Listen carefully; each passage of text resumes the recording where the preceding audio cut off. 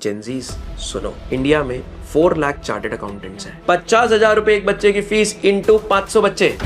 Just you have to catch 3 और 4 big clients. 200 crore का 1%, 2 करोड़ आपकी जेब में। 10 लाख दूंगा, तुम एक डायरी पे लिख के देना मैंने 10 लाख दिए। बढ़िया, खुश रहूंगा सर, फ्लरिश कर देंगे मार्केट को। तो एक बार जरा गूगल करके जरूर देखना कि प्रैक्टिसिंग चार्टेड अकाउंटेंट जो बिग 4 के हैं उनका टर्नओवर और उनकी इनकम। मैं खुद फॉरेंसिक ऑडिट टीम को अपॉइंट करूंगा और बोलूंगा फॉरेंसिक ऑडिट करो, मुझे फ्रॉड ढूंढ के दो।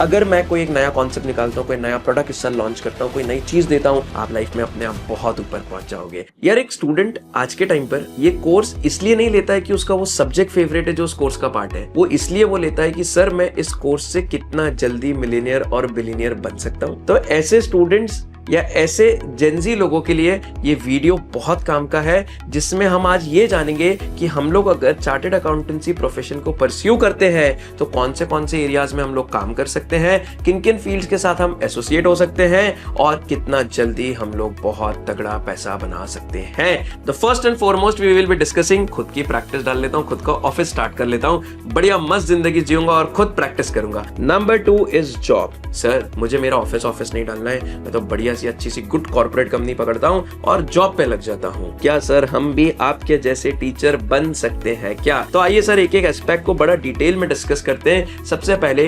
अप्रोक्सीमेटली इंडिया में 4 लाख चार्टेड अकाउंटेंट्स हैं। इन 4 लाख चार्टेड अकाउंटेंट्स में अप्रोक्सीमेटली 1,60,000 चार्टेड अकाउंटेंट्स वो हैं जो खुद का ऑफिस डाल के प्रैक्टिस कर रहे हैं।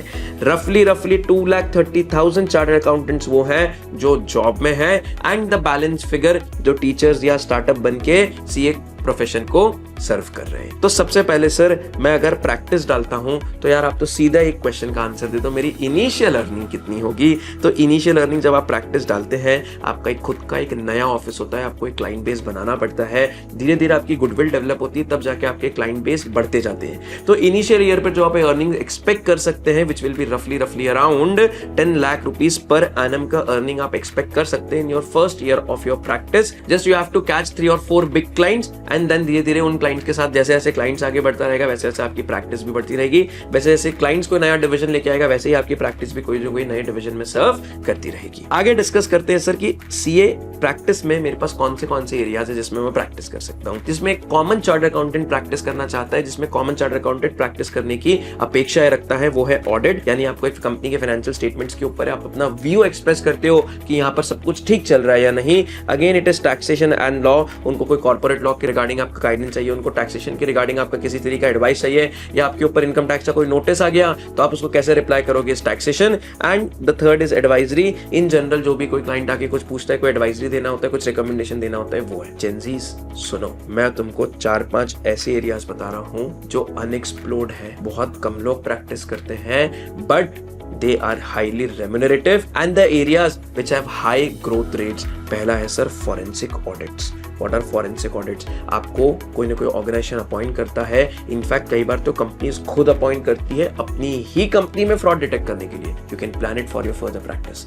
दूसरा है IBC, इंसॉल्वेंसी एंड बैंक्रप्सी। कई लोग अपने आप को इंसॉल्वेंट डिक्लेयर करते हैं पर इंसॉल्वेंट नहीं होते हैं। तो insolvency bankruptcy board of India आपको अपॉइंट करता है इस टाइप के असाइनमेंट्स को कंप्लीट करने के लिए। थर्ड है ड्यू डिलिजेंस, डिटेल्ड इन्वेस्टिगेशन। मुझे यार अगर किसी बिजनेस को कल खरीदना है, मुझे किसी कंपनी के साथ मर्जर करना है, मुझे किसी कंपनी के साथ अमालगमेशन करना है, मैं उस कंपनी का ड्यू डिलिजेंस कराऊंगा किसी इंडिपेंडेंट अथॉरिटी को बोल के कि सर आप इनका ड्यू डिलिजेंस करके मुझे रिपोर्ट दो कि मुझे क्या वैल्यूएशन पर इनको लेना चाहिए, लेना भी चाहिए नहीं लेना चाहिए, क्या मर्जर करना चाहिए, इनकी मार्केट कैपिटलाइजेशन कितनी है, इनकी मार्केट वैल्यू कितनी है। कई बार ड्यू डिलिजेंस फाइनेंस में होता है, कई बार ड्यू डिलिजेंस प्रोडक्शन में होता है, कई बार ड्यू डिलिजेंस सेल्स के फिगर पर भी हो सकता है। So it is again an unexplored area and worth achieving. Project financing, आप कंपनीज को हेल्प करो बैंक्स के साथ कनेक्ट करने में, आप कंपनीज को हेल्प करो बैंक्स के साथ नेगोशिएट करने में। एक सिंपल सी बात मुझे बताओ, अगर आपने किसी कंपनी को 200 करोड़ का फाइनेंस कराया, क्योंकि जो एक कॉर्पोरेट के लिए बहुत बड़ा अमाउंट नहीं होता है, और आपने सिर्फ 1% of the loan amount as a fees charge कर लिया, 2 करोड़ रुपए आपको इस चीज के लिए जा रहे हैं कि आपने एक प्रोजेक्ट रिपोर्ट बनाई,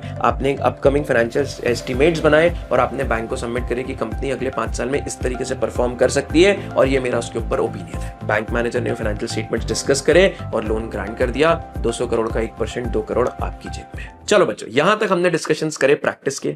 आपके मन में अगर और कोई एरियाज हैं जो आपको लगता है कि सर इसमें भी प्रैक्टिस करी जा सकती है या मुझे इसमें प्रैक्टिस करने की इच्छा है, प्लीज कमेंट बॉक्स में पिन करना। I will definitely reply to that कि उसमें कैसे कर सकते हैं और कितना स्कोप है उसके लिए फ्यूचर में। सेकंड एरिया है sir areas for CA in job sector.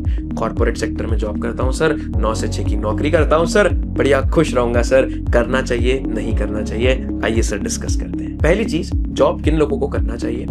जिनके साथ रिस्क लेने का एपेटाइट कम हो, जिनको लगता है कि सर मैं एक फिक्स्ड इनकम के साथ बहुत खुश हूं, मुझे एक फिक्स्ड इनकम मंथली इनकम आनी चाहिए और मैं उस इनकम पे सर्वाइवल करूं, मुझे ठीक ठाक ग्रोथ रेट राइट चाहिए, they should definitely go for job. Job में सर किस एरिया में जाओगे? You will get more than 50 types of areas जहां पर आप जॉब के लिए अप्लाई कर सकते हो। तो हर कंपनी अपने अपने स्पेसिफिक एरिया में काम कर रही है। यार मैं जैसे बात करूं आईटीसी की, तो ITC is into cigarettes, ITC is into Classmate की notebooks, ITC is into Sunfeast biscuits and all. एक ही कंपनी 3 एरिया में काम कर रही है।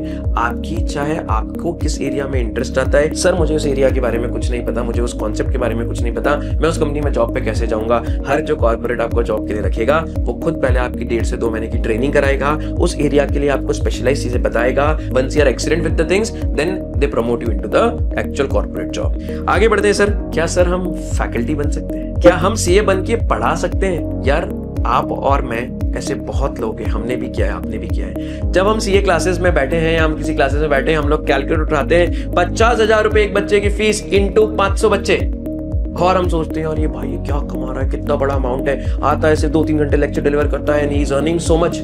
क्या हम फैकल्टी बन सकते हैं? Yes, very good career option, but you should have a teaching interest, you should have extraordinary level of patience and if you think कि you can deliver, you can explain something very nicely और तुम किसी भी तरीके से किसी बच्चे का पढ़ने का लोड कम कर सकते हो, उसको कुछ एक्स्ट्राऑर्डिनरी मटेरियल देके उसको बहुत जल्दी सी एग्जाम्स पास करा सकते हो, again it is a very very flourishing career that you can start with. Initially तो कोशिश करो आप फ्री में पढ़ाओ, फिर आपको लगता है तो एक रीजनेबल फीस लेके स्टार्ट करो एंड बाय द सेकंड और third year of your teaching now you can plan कि सर मैं एक एवरेज लाइव बैच पढ़ाऊंगा तो कितने बच्चों की होती है। तो एक average live batch initially CA students के लिए इजीली 1000 स्टूडेंट्स की हो सकती है, then by the time you can grow with it. पर यार ये तो सिर्फ वो बातें थी जो मैंने आईपैड में लिखी, बहुत सारे ऐसे एरियाज हैं जो शायद मैं स्किप कर गया हूं, बहुत सारे ऐसे एरियाज हैं जो आप स्टार्ट कर सकते हो, जहां पर आपका करियर बिल्ड कर सकते हो। It is all up to you. बस जस्ट वन एडवाइस, जो करो बहुत अच्छे से करना, बहुत ईमानदारी से करना, आप लाइफ में अपने आप बहुत ऊपर पहुंच जाओगे।